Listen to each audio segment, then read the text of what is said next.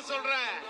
இந்த உலகத்தில் அவமானப்படுத்துவான், அவமரியாதை பண்ணுவான், அழுத்த பாப்பான், ஒழிக்க பாப்பான், அடக்க பாப்பான், ஒடுக்க பாப்பான், போட்டு மிதிக்க பாப்பான், உன்னை குழி தோண்டி புதைக்க பாப்பான். அசந்திராத, பயந்திராத. டிஆருக்கு அடுக்குமொழி பேசுகிற திறமை இருக்குது, பேசுகிறாரு, அது தப்பு இல்லை அழகுக்காக. ஆனால் சுருக்கமாக கூட சொல்லலாம், துணிவே துணை, ஏமாற்றாதே ஏமாறாதே. அதே மாதிரி இங்கே ஆன்மீகங்களும் அதே மாதிரி தான், அழகுக்காகவோ எப்படியோ எண்கள் போட்டு அப்படியே போயிடுச்சு, எண்ண முடியாத அளவுக்கு அது சீர்படுத்தி 1 2 3 4 5 6 7 8 9 10ன்னு 10க்குள்ளே அடக்க போகிறது தான் என்னுடைய ஆன்மீகம். அதே நேரத்தில் இதுவும் கேளுங்க. தமிழில் மனைவிக்கு இருக்கிற வேறு பெயர்கள்: துணைவி, கடையி, கண்ணாட்டி, கற்பால், காந்தை, வீட்டுக்காரி, கிருகம், கிளத்தி, குடும்பினி, பெருமாட்டி, பாரியார். கடமைகள் 5, அதில் 5 வேளை தொழுகை, 10ஆம் அவதாரம், 10 கட்டளைகள், அப்புறம் 10 தலை, 10 கலை, இது எல்லாம் 10ஆம் அறிவுக்குள் அடங்கும். சரிங்களா? 10ஆம் அறிவு இறைவனை அறிவோம். இந்த உலகத்தில் 4 மதங்கள் ஒன்றா ஆக்கிட்டு 2 2ஆக பிரிச்சுக்கணும். 2 நோ 2 எஸ். அதாவது ராவன், ராமன். அதாவது மண்ணுக்குள் மண் சிலை, அப்படி மனுஷன் எல்லாத்தையும் கடவுளாக நினைக்கிற ஒருத்தவங்க, இதெல்லாம் இல்லை சத்தியத்தை தேடுன்னு சொல்கிற ஒருத்தவங்க. அப்புறம் வான், இறைவன் ஒன்று தான் அப்படின்னு சொல்கிறவங்க ஒருத்தவங்க, எதுவுமே இல்லை அப்படின்னு சொல்கிறது ஒருத்தவங்க. இந்த 4 குரூப்பாக பிரிச்சுங்க. இதில் முக்கியமாக நம்ம மாம்டேட் என்ன சொல்ல வராங்கன்னா, 2 தப்பை மன்னிக்க முடியாத தப்பு இருக்குது. அதாவது மனிதனுக்கு செய்யும் தப்பு, இன்னொன்று இறைவனுக்கு இணை வைக்கிற தப்பு. அப்போ இறைவனை இணை வைக்க எதாலையும் முடியாது. அப்படி ஒன்று இணை வைக்கணும்னா நம்ம மாம்டேடு மன்னிப்பு கேட்க வந்தாங்களே, அப்போ அவங்கள்ட்ட மன்னிப்பு தான் கேட்கணும். அவங்களே இறைவன்ட்டு மன்னிப்பு கேட்க தான் வந்தாங்க. அப்போ அவங்க சார்பாக நம்ம மன்னிப்பு கேட்கணும். அதை விட்டுட்டு அவங்க தான் இறைவன் மாதிரி அவங்கள இணைக்கிறோம்ல, அந்த தப்பு. அப்போ இந்த 2 தப்பு, இந்த 2 தப்பில் மனிதன் செய்கிற தப்பு எல்லாருமே செய்வாங்க.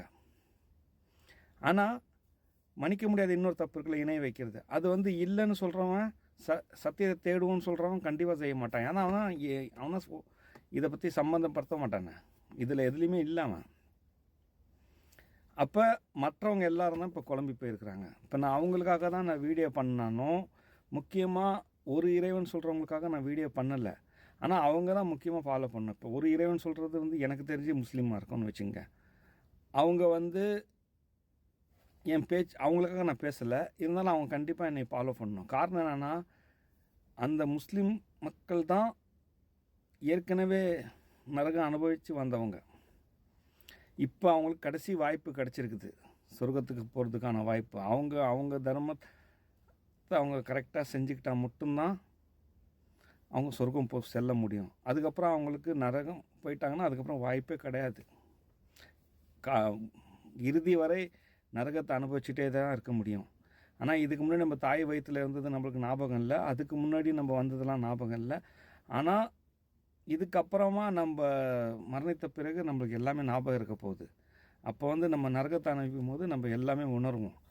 அப்படி நரகத்தை அனுபவித்து மற்றவங்களாம் திரும்ப மறுபடி வாய்ப்பு கிடைக்கிற மாதிரி முஸ்லீம் கிடைக்காது.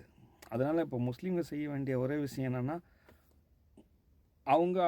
அவங்களுக்கு முஸ்லீமாக இல்லைல்ல, முஸ்லீம் கடமைகளை நிறைவேற்றாமல் அவங்களுக்கானங்கள, அவங்களுக்கு தான் அவங்க சொல்லணும், இப்படிலாம் செய்யுங்கப்பா, இதான் கடைசி வாய்ப்பு அப்படின்னு.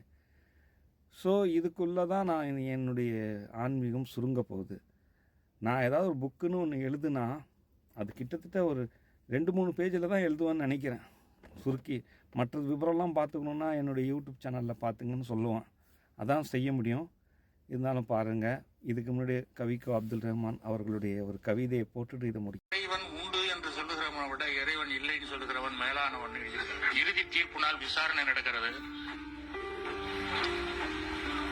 ஒரு நாத்திகன் முதல்ல வருகிறான். இறைவன் அவனை பார்த்து, இவரை மரியாதையோட சொர்க்கத்துக்கு கூட்டிட்டு போங்கன்றார். அடுத்ததா ஒரு ஆத்திகன் நிக்கிறான்.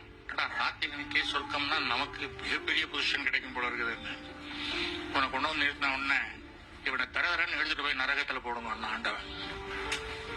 அவன் கேட்டான், ஆண்டவனே இது என்ன நியாயம்?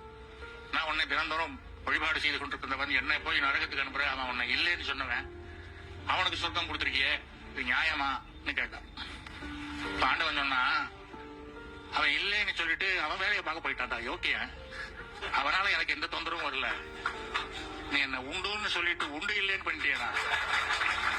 என் பேரா நீ பண்ண அக்கிரமம் கொஞ்சமா நஞ்சமா, உன்னை கொண்டு போங்கடா நரகத்துக்குன்னு சொன்னதா அவர் கவிதை எழுதியிருக்கிறார். உண்மைதான்.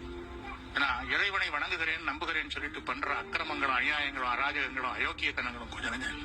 இதெல்லாம் நாத்தியர்கள் பண்றத எவனாவது நாத்தியன் கோயில எடுத்திருக்கானயா?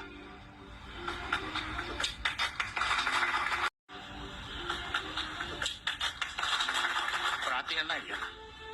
ஒரு ஆத்தியன்னா மூடன்.